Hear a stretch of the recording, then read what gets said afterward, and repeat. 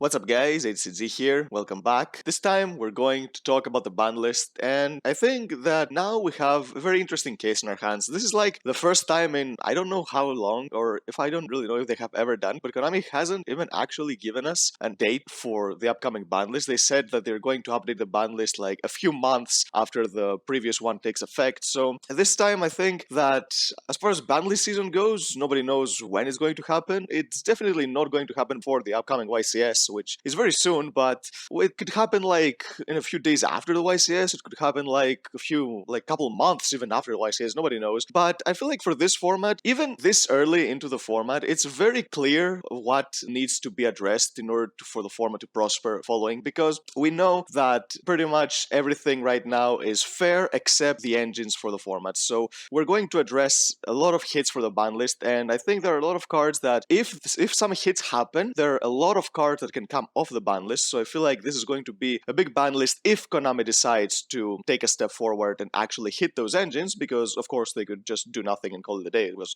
we know that this is always an opportunity for them to do so and just keep the format as it is, but hopefully that doesn't happen. So now, before we get into the video, if you enjoyed, give it a thumbs up, subscribe to the channel so you don't miss our upcoming content, and now let's get to the video. So starting off with the ban section, now when we have to look at a ban list, we have to take up to see exactly what are the biggest problems for a certain format. Now, there are a lot of archetypes right now that are doing pretty well. The problem is that the pile deck basically outperforms every individual archetype, which is why it's very clear of what needs to be addressed in order for the format to become better, because when the individual engines of any different archetypes can just come together and outperform every archetype out there in a specific format, then yeah, these engines are just problematic, because this should not be able to happen. And in times where things like that have happened, Konami is actually more quick to address the situation, because they don't really mind broken archetypes as much as broken engines coming together and becoming one individual deck that doesn't have a clear identity. Because when Konami prints a broken archetype, they do that on purpose. But when engines that are individually really good come together to create a deck that is broken than any other archetype, this is something they don't like. So the ban section is basically the three main problems that are circulating around those engines. So the first one is, I think, the most obvious one that's going to get hit no matter what, and that's Artifact Scythe. Now, Scythe has stayed in the game for far too long, but the thing is, as long as it was relying on Artifact Sanctum to get itself on the field, it wasn't that big of an issue, because it was still something that you had to hard draw in order to basically lock your opponent out of the extra deck. But now, with Artifact Dagda and Destroy Phoenix Enforcer, you can just search it out of the deck and destroy it whenever you want just by getting 4 monsters on the field. And there was the debate for a while that why would you hit Scythe if you can just hit Dagda? Now, the thing is, there is a certain archetype right now called Virtual World that basically can do the same thing without even using Dagda. They can use Beatrice to send Scythe to the graveyard and then bring back the Scythe during the standby phase with Bar on the floor. So it's not like you basically need Dagda to go for the unfair part of Scythe. There are other ways to do the same thing as well. So it's not like banning Dagda at this point would solve the problem completely. So I feel like Scythe just has to go, because it's one of those cards like Calamities, like Zexal, that it's a really powerful card that eventually is going to become a problem because it just outright stops your opponent from playing for an entire turn. So it's time for this card to go. And I feel like out of the 3 cards that I have in the ban section, Artifact Scythe is the one that is most likely that it's going to happen, because the other ones have managed to dodge a couple ban lists and they might do it again, but hopefully not. Now, moving forward, the next card is Verte Anaconda. Now, we've seen this card getting debated for quite some time now, even before DP was a thing, even with Dragoon, but Dragoon ended up being quite of a flop. People expected it to be really broken, but it actually wasn't. But DP was a whole different level, because not only DP's materials are utility that you can just basically use them to completely destroy your opponent with a broken follow-up, but also the Fusion spell was something that made the card much more broken, because Fusion Destiny is a card that you would play at 3 when it was at 3, just because you could do everything you wanted, then slap it on the end of your turn and basically get a free monster on the board. Because Red Eyes Fusion, you could not do that with Red Eyes Fusion, because the restriction was that you could not summon anything for the entire turn. So this is why DP outperformed Dragoon 100%, and now Verte is sitting at a weird spot, because once again we are expecting a new fusion spell that is going to fuse from the deck, being branded Fusion, and Konami just don't learn their lesson. Because how many times has this happened so far? It turns out the most fair fusion spell that summons from the deck was actually Shadow Fusion, because this at least had some sort of requirement for you to go second or use something like that. Now they keep reading all these fusion spells that are just so free, and now with Verte they just become broken. So I feel Verte just has to go to basically limit the future release of cards cards, because if Konami wants to keep doing this, as long as Verte is out, then all of these cards are going to become problematic the day they are released, and Branded Fusion was not going to be an exception. So if we let Branded Fusion exist in a format where Verte is available as well, then the basic same thing is going to happen again. So I feel like we have to address Verte now, and maybe let it play with Branded Fusion maybe for a couple of weeks before the ban list drops or something like that. Don't kill it right away, but please don't let this happen for another format, because we're just going to see the exact same thing with DP, and basically now Dragoon is another accessible card where you can use Branded Fusion. Hopefully, thankfully this cannot happen with Anaconda, because you have to summon twice, so Anaconda lets you summon only once after you use its effect, so this is not something that's going to happen. But that's the thing, Branded Fusion is a card that is going to be good even without Anaconda, so it's not like it would hurt sales for Konami if they banned Anaconda now. So I feel like it's a perfect time to ban it. It has had its time, it's just been such a problematic card. And along with the next card, which is Crystron Halqifibrax. Now, holy hell, this card has dodged so many ban lists, and this is basically what we were expect happen. If you remember what happened with this card, it took a back seat for quite some time, but it was only a matter of time before something broken was released or discovered that would make this card see the competitive era again, because it didn't see play for a while, but once Cupid Peach and other stuff were released, then people just started playing the 001 with Aurora combo once again. And yes, there is the argument that if you ban 001, you solve the problem, and that is true. You solve the problem that we have right now. But if we leave Halqifibrax in the format, then it's going to happen again. This card is going to take a back seat for quite a while, and then something broken is going to be released, and then this card is going to abuse it like ever again, so it's going to start become problematic every single time over and over again, no matter how many tuners you end up banning. So I feel like this time Konami just has to address the issue, because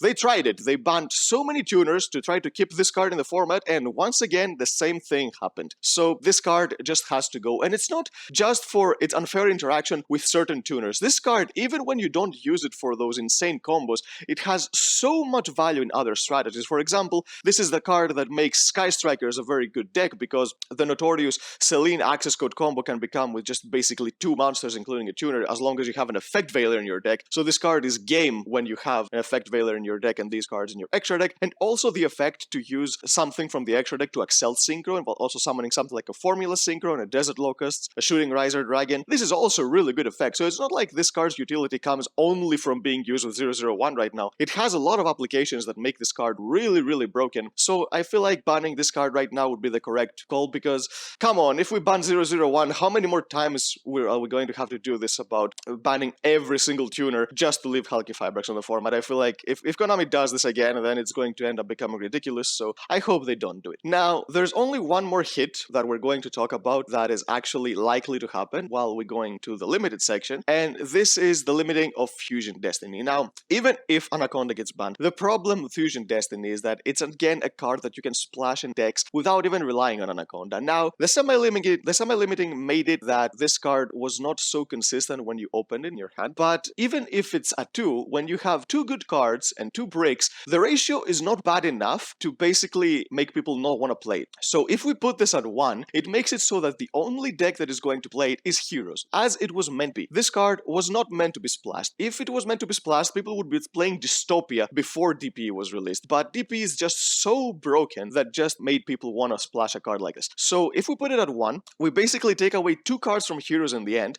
but once we get into the limited section, you will see that Heroes in the end will have gained 2 cards back, so it basically equalizes everything. They just have to take out 2 cards and put into new ones, and basically nothing changes. So it's not like this is a big hit for Heroes, because they're getting something back in the process, and it would just make nobody want to play an engine that would have 1 good card and 2 bricks. It would just be too unrealistic, unless you're playing cards like Prosperity and you want you want to test your luck with pretty much every broken engine after it just completely butchered. So if you are that brave, then of course you can use the limited Fusion Destiny, but I feel like this has to happen, because if it stays at 2, people are still going to play it without Anaconda. It's not going to be nearly as consistent, but it's still going to happen. So I feel like Konami doesn't want something like that to happen. They just want to be completely rid of the engine and just being played in its original deck like it was supposed to, and I feel like limiting this card just fixes the problem along with banning Anaconda 100%.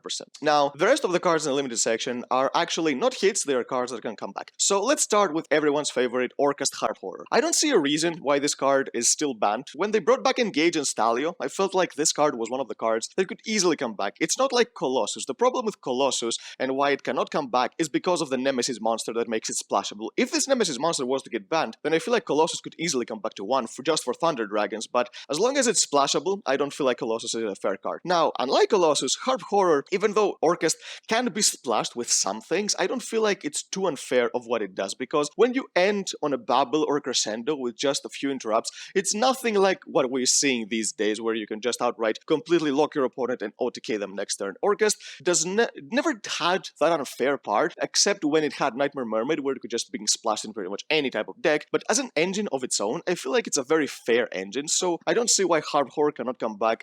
Maybe Konami have their reasons for not wanting to bring this card back, but you can just experiment, because we've seen that Konami, especially in the last ban list, they tried to experiment with a lot of cards that we were very skeptical about them at the beginning, but it turned out that they were not nearly as bad as we thought they were going to be. Cards like Fairy Tale Snow, Moonlight Tiger, Destrudo was a bit, but it wasn't as broken as we thought, but it still did a lot of stuff that were very, very questionable, but mainly because of Artifact Scythe and the Virtual World deck. So if Artifact Scythe goes, then Destrudo just becomes an okay card back in the game. So Harp Horror, I feel like you can easily bring this card back to one, not more than one, just one copy, and you would make every Orchest player out there very, very happy. The next card is Blaster, Dragon Ruler of Infernos. Now, let's take a very swift history lesson. If you know why these cards got banned, the Dragon Rulers, the reason they got banned back in 2014 is because of how broken they were in the resource game. Cards that could just keep coming back from the graveyard every single turn without you having to rely to draw anything, and they were giving you even more cards when you were banishing them. In a game and in a format where resources were a thing and you were trying to play a couple turns of Yu-Gi-Oh, then yes, these cards were really broken. But nowadays, the resource game is basically non-existent. The games where you will go into a grind are basically when you're playing against uber control decks, or where something weird happens where both players hand trap their opponent to death at the same time, and then you just go to top deck mode. That's when you go into a resource game these days, which doesn't happen often. Right now, the format is like, lock your opponent for a turn and just OTK them next turn.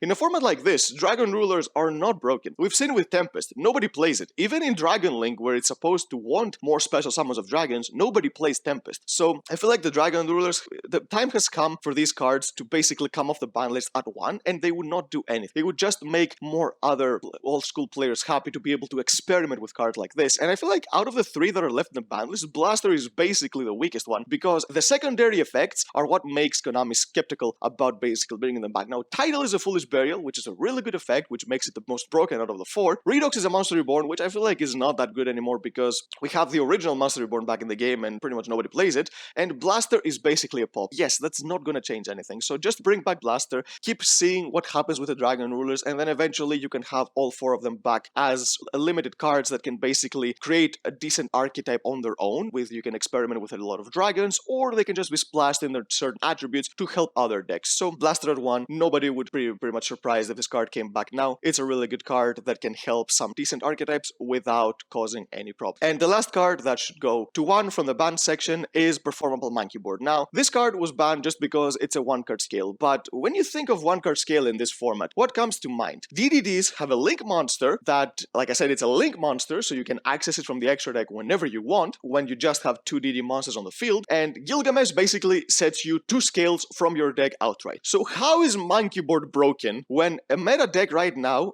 has a link monster that sets 2 scales from the deck, and also floats when it's destroyed by your opponent's card effects? So that's an invalid bonus. So I feel like Monkey Board at 1, come on. In order to use it, you would have to either hard draw this one Monkey Board or draw a Joker, which is at 3 now, but still not nearly as consistent as an extra deck monster. So I feel like Monkey Board, it would help a lot of Pendulum decks, and Pendulum, they have been getting cards back every single ban list, and they still can't do anything. So just keep bringing cards back, as long as they are the fair side. Just don't bring Electromite back, that go wrong. But all of these main deck cards, you can just keep bringing that back. Flashfire might be another one, but I haven't included it yet. I will include it after Monkey Board comes off the ban list, because Flashfire is a whole different story of its own. So yeah, just keep bringing back cards for Pendulums, and maybe one day the deck will actually manage to do something. Now let's go to the semi-limited section. Now there are a few cards, and the first 2 are hits. Now these 2 are kind of wishful thinking. I don't think that they're going to happen very likely, and these are Water Enchanters of the Temple and Rite of Aramesir. Now both of these cards, we've seen how splashable this engine is. We've seen the impact that it has in the meta. A lot of decks played, like a lot. So the argument is that this is a very new engine, so Konami doesn't have the tendency to basically hit very new engines. The only exception would be if something is really, really splashable, and I feel like the Brave package actually fits that category. And the thing is, even if you put both of these to 2, it's not like people will stop playing them. If you put Foolish Burial in, you basically have 5 starters with 3 bricks, which ratio is still fine. It's not like you put them at 1, which they should go to 1 eventually, but that's never gonna happen anytime soon just because of how new the engine is, because they'll want to reprint them first and then put them to 1. So putting them at 2 checks the engine a little bit and basically makes sure that people are still gonna play it so you can sell product and reprints whenever that happens, and it just makes things a little bit more fair in my opinion. It's like when they're both at 3, this engine just is everywhere. You see it all the time. The restriction is basically non-existent. The only deck that cannot play an engine like this is basically invoked because of the meme normal summon Alistair. You need the effect of Alistair when it's normal summon, so you can't play this engine. But still, this engine found its place in decks that even were not supposed to play this deck. For example, you're going to see this deck in the branded deck, and they do have Aluber, which is a monster that can use its effect when it's normal summon. Yes, they do have a spell card that you can special summon it, so you can get the effect this way, but even when the engine contradicts a little bit with the deck that you're supposed to put it in, they don't really mind just because of how powerful this engine is. So I feel like putting them at 2 would solve the issue just a little bit until we get to the points of where it can actually, both of these cards can actually go to 1, which will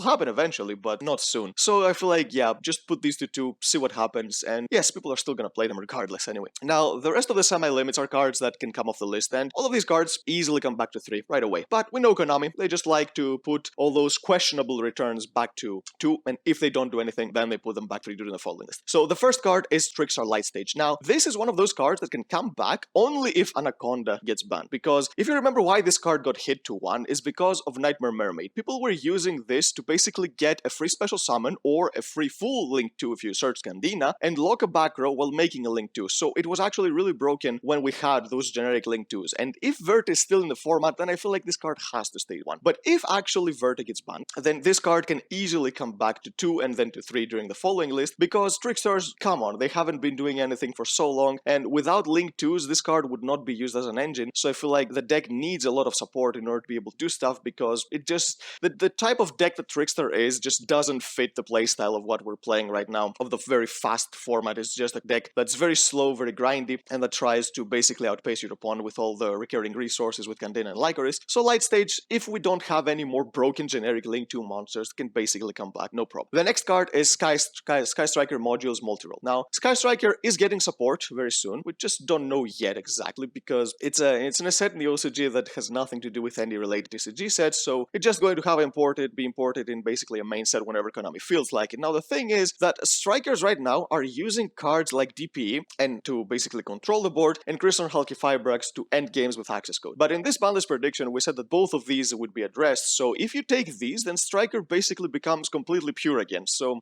it's not like Strikers were going to abuse copies of multi-roll with any other stuff. And if you see in some recent profiles of Striker playing with Brave and with DP, some people don't even play multi-roll, which is completely absurd to me because this card is so broken, and it's at 1 for a reason. But if you reach the point of not playing multi-roll, then what's the point of it being at 1? And if you play the deck pure, then giving us more copies of multi-roll is going to help the deck as a pure deck, but not as an engine, which is when Striker becomes problematic, because multi-roll is not part of an engine, it's Engage, which should stay at 1. Don't even think about bringing back more copies of Engage, but multi-roll is a really fun card to bring back up. The next card is Dynamite Knight. Now, True Draco, Masterpiece is banned, he's not coming back most likely. Diagram and Demise at 1, they're not coming back, so just bring this guy back to 3. I mean, come on, I mean, put it at 2, nothing will happen, I guarantee you, then put it at 3. True Draco has basically been power crept by Flanderies in the format, so it wouldn't do anything. There's just a way better version of the deck that's available, that's doing really, really well, so Dynamite would not change anything for the deck. And the last semi-limit is Infernity Archfiend. Same theory, this deck just doesn't do anything, and it's getting more support very, very soon, so give this card back to 3. We wouldn't have to play the Bricky Eris in order to search this card, so it will make the deck just a tiny bit better. Basically,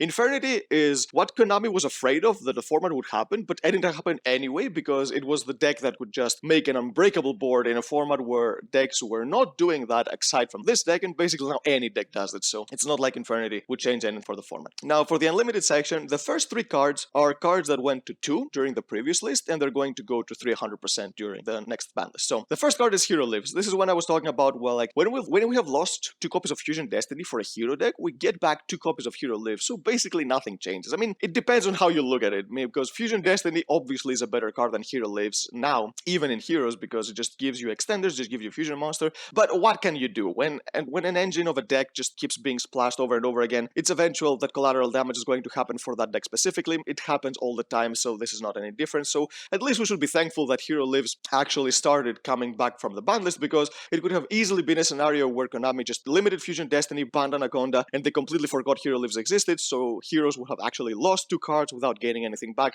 so we'll take what we can. The next card is Salamangreat Circle to 3. Again, Salamangreats don't do anything. The deck, it has a playstyle that doesn't really fit format right now, so giving this card back to 3 might give it the consistency boost it needs in order to do something. Probably not, but still, put it at 3, no problem. And the last card is Scapegoat. This is basically a card that got limited because of Trickstar, but again, Trickstars don't do anything, so put this card back to 3. It's very, very slow for what it can do right now, because decks can spam Blink Force without this card, and this card, waiting a turn to use it, you're just gonna get OTK'd before you can even use it, or you will have to use it defensively to avoid getting OTK'd, so your tokens will be destroyed regardless. Now, the next card is a card that got an errata in the OCG, and once we get the errata, this card is going to come back to 3, which is Night Assailant. I'm not sure that this card even needed an errata, to be honest. Yes, it has infinite loops and stuff, but was everyone ever gonna try something like that to basically recycle the second copy of Night Assailant with itself, which is what you cannot do after the errata, because you cannot recycle Night Assailant. It has to be another flip monster, so that solves that problem, if it was even a problem, I guess. So this card cannot come back to 3, no problem. It's not gonna happen. Nothing's gonna happen with this card to 3. It's completely useless. It's just a body bag that basically has an extra stuff that don't do anything. And the last cards are cards that got banned because of Halqifibrax. When Halqifibrax gets banned, then these cards can easily come back to all 4 of them. Nothing's gonna change with these cards. Before Halqifibrax, these cards were completely fine. And these cards are Jet Synchron, Blackwing Steel and Cloak, Mega Phantom Beast All Lion, and Global. These 4 tuners, without Halqifibrax, they are really good cards on their own individually for their own specific type of gimmick and deck, but not splashable and abusable as help. So Halqifibrax, if it gets banned, bring these cards back. You're going to make a lot of players happy, because you're basically hitting cards like from Synchron archetypes, which has a lot of funds that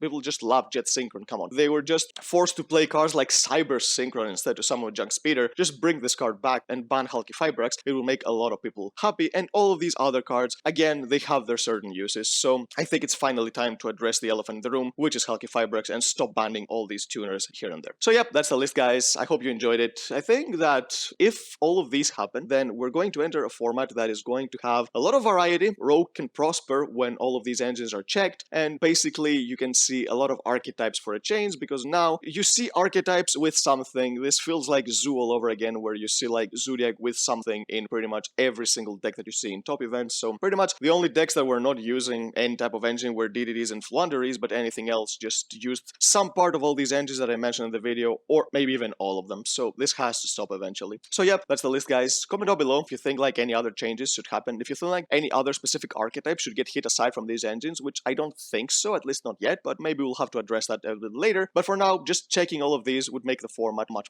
better. So yep, that's the list, guys. If you enjoyed it, give it a thumbs up, subscribe to the channel so you don't miss our upcoming content, and we'll see you next time.